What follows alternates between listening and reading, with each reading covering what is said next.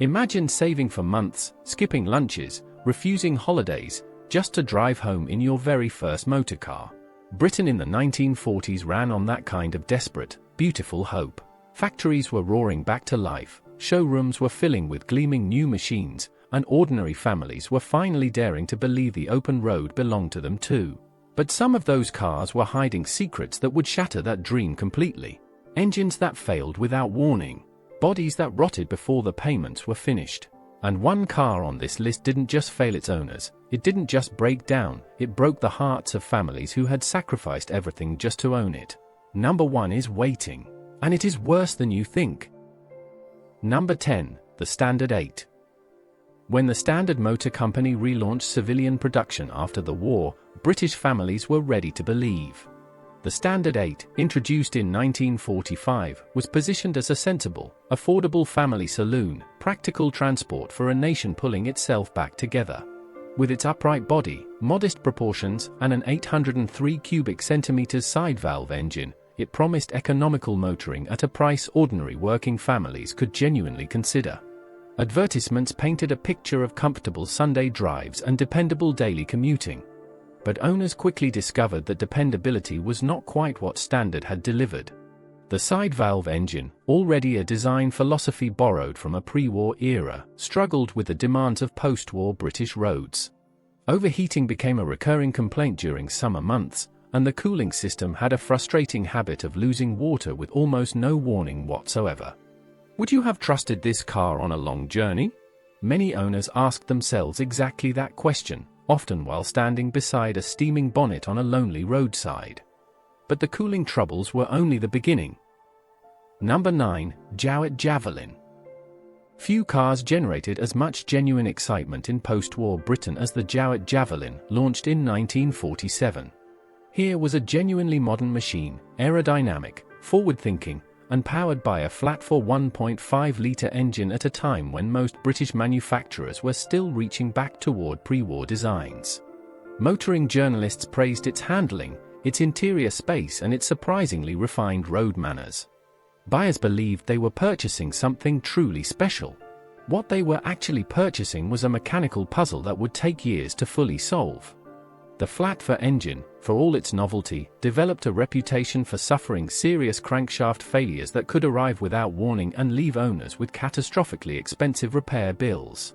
The gearbox, too, proved fragile under everyday use. Imagine saving carefully for months, driving home in your gleaming new Javelin only to find the engine making alarming noises before the first service was even due. Yet this wasn't even the biggest failure on Jowett's list. The worst was still quietly developing inside every engine. Number 8, Austin A40 Devon. Austin entered the post-war period with considerable confidence, and the A40 Devon, introduced in 1947, seemed to justify every bit of that confidence. With its attractive 3-box styling, a willing 1.2-litre 4-cylinder engine and a well-appointed interior, the Devon represented exactly what exhausted post-war Britain wanted, something cheerful, modern and reassuringly British. Families queued eagerly, and Austin's order books filled rapidly across the country. But as Devon owners accumulated mileage, a worrying pattern began emerging in garages across Britain. The electrical system, supplied, like most British cars of the era, by Lucas Components, developed a reputation for baffling and persistent faults. Lights flickered without explanation. Starter motors failed at the worst possible moments. On cold winter mornings, the Devon could transform a simple journey to work into a lengthy exercise in frustration and colorful language. Can you imagine standing outside your front door in January, coaxing a reluctant engine while the minutes ticked away? Many Devon owners lived that experience regularly. But another manufacturer was preparing an even greater disappointment. Number 7, Lea-Francis 14. Lea-Francis was a name that carried genuine prestige in British motoring circles. The 14, produced in the immediate post-war years, carried a 1.8-litre 4-cylinder engine and wore traditional coach-built styling with a certain dignified elegance. It was aimed squarely at the professional classes, doctors, solicitors, prosperous businessmen, people who expected their motorcar to reflect their standing and to perform without question or complaint. What those buyers received instead was a vehicle that seemed almost determined to embarrass its owners at the most inconvenient moments possible. The engine developed a troublesome tendency toward overheating under sustained use, and the cooling system required constant attention to remain even marginally effective. Oil consumption was, by any reasonable standard, alarming. Lea-Francis struggled to maintain consistent quality control during post-war production, and buyers noticed. The sort of man who parked outside a client's office could not afford to be seen lifting his bonnet on the high street. Few enthusiasts today fully appreciate how badly this car damaged Lea-Francis's carefully cultivated reputation. Number 6. Singer SM1500. Singer's SM1500, arriving in 1948, was another ambitious attempt to carve out a respectable position in the crowded post-war market. Powered by a 1.5-litre overhead camshaft four-cylinder engine, the SM1500 offered a level of technical sophistication that Singer used proudly in its marketing material. The styling was clean and modern, the interior reasonably well furnished, and the performance figures respectable enough to attract buyers who wanted something slightly more spirited than the average family saloon. But the overhead camshaft engine that Singer advertised so enthusiastically proved to be the car's greatest weakness in everyday service. It required precise and regular maintenance that many owners, and indeed many mechanics across Britain, were simply not equipped to provide correctly. When that maintenance was delayed or incorrectly performed, the engine responded with expensive and demoralizing failures. Timing issues developed. Oil circulation problems appeared. What had been sold as engineering sophistication revealed itself as engineering fragility. What would you have done, having spent a significant sum on a car that needed specialist attention every few thousand miles?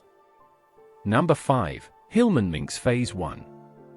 Rootes Group's Hillman Minx returned to civilian production quickly after the war, and the Phase 1 model found a ready audience among British families eager for affordable, practical transport. The 1.2-litre side-valve engine was familiar technology, and the Minx's reputation from the pre-war years gave buyers a degree of reassurance. Here, surely, was a safe choice, a known quantity from a reliable manufacturer with years of experience behind it. Reliability, however, proved far more elusive than the Minx's reputation suggested it should be. The suspension system suffered from poor durability on Britain's battered post-war roads, and steering components wore with uncomfortable speed, introducing a vagueness to the handling that made longer journeys genuinely tiring and faintly nerve-wracking. Gearbox synchromesh was often described by owners as optimistic at best. Fathers who had chosen the Minx specifically for family touring discovered its limitations on exactly the journeys that mattered most. Most people have forgotten these troubles today, remembering only the Minx's charm. But the next entry nearly damaged an entire brand's reputation permanently.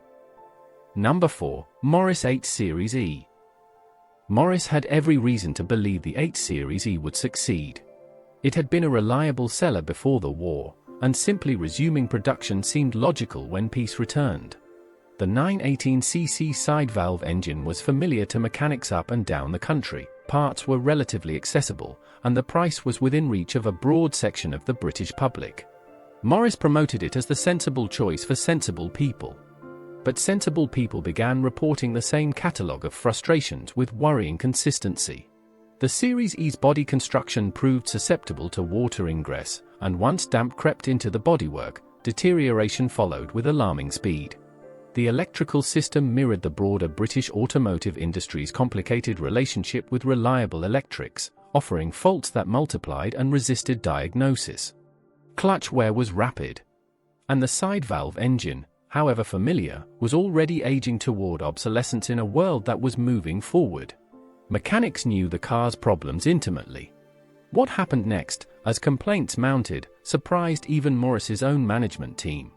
Number 3. Vauxhall Wyvern E-Type. Vauxhall's Wyvern arrived in 1948 wearing genuinely modern styling that turned heads and raised expectations considerably. The low, flowing body was a dramatic departure from the upright pre-war look still dominating British roads, and the 1.4-litre four-cylinder engine promised performance worthy of its progressive appearance. General Motors' backing gave Vauxhall resources that smaller British manufacturers could only envy, and buyers assumed that American parentage implied American-style durability and engineering rigor. That assumption proved costly. The Wyvern's engine, despite its modern external appearance, developed persistent and maddening reliability problems during this early production phase. Overheating under sustained use troubled owners who attempted long-distance driving, and the cooling system's design left engineers and mechanics shaking their heads. Oil seals failed prematurely, creating leaks that stained driveways and raised maintenance costs beyond what buyers had budgeted. The bodywork, for all its stylish promise, proved vulnerable to the persistent damp of the British climate. Yet even these considerable disappointments pale beside what came next. Two cars on this list would prove genuinely devastating to both owners and manufacturers alike. Number 2. Triumph 1800 Saloon. The Triumph 1800 Saloon, launched in 1946, arrived carrying enormous expectations. Here was a car of genuine elegance, razor-edged styling created by Frank Calabi, a 1.8-litre four-cylinder engine, and an interior that aspired to near-luxury standards for its price bracket. Standard Triumph positioned it for professional buyers who wanted sophistication and substance combined. Motoring press reception was warm, even enthusiastic, and early sales suggested Triumph had a genuine success on its hands. Then the problems began revealing themselves with crushing regularity. The body construction, despite its visual elegance, concealed significant structural weaknesses that became apparent as mileage accumulated. Rust established itself in body panels and sills with extraordinary speed, dismaying owners who had paid premium prices for what they believed was a premium product. The gearbox suffered from unpredictable behavior, and electrical faults compounded the misery. Families who had stretched their budgets to afford a Triumph found themselves spending money they didn't have keeping it moving. And yet, extraordinarily, this was not the worst car on our list. That particular disaster was still to come. Number 1. Lanchester LD10. Nothing on this list carries quite the same weight of disappointment as the Lanchester LD10, and the reason it earns the top position is deeply connected to the expectations that surrounded it. Lanchester was not an ordinary name. It was a mark with genuine aristocratic associations, historically linked to Daimler and favored by buyers who expected the very highest standards of British engineering and refinement. When the LD10 arrived in 1946, powered by a 1.3-litre four-cylinder engine and wearing elegant, if conservative, coachwork, the expectations placed upon it were enormous. What followed was a prolonged humiliation. The electrical system, always a vulnerability in post-war British cars, failed with a frequency that was frankly embarrassing for a manufacturer of Lanchester's standing. Fluid leaks developed persistently across multiple engine and transmission components, and build quality consistency was deeply troubling for a premium product. Owners who had paid for prestige received frustration instead. Families who trusted the Lanchester name felt genuinely betrayed. This was not merely an unreliable motorcar, it was the quiet, painful end of a once proud British motoring dynasty. Britain in the 1940s was a nation of extraordinary courage and equally extraordinary ambition. Manufacturers rebuilt from wartime ashes, trying desperately to give a tired country the mobility it had earned. Most of them were working with limited resources, aging tooling, and an entirely understandable urgency to get cars onto roads quickly. That some of those cars failed their owners is undeniable, but the ambition behind them deserves our respect, even today. If any of these vehicles stirred a memory, or if a name surprised you, do leave a comment below. And if you enjoy exploring Britain's remarkable motoring past with us, please do subscribe to Britain Rewind. Our next journey is already waiting.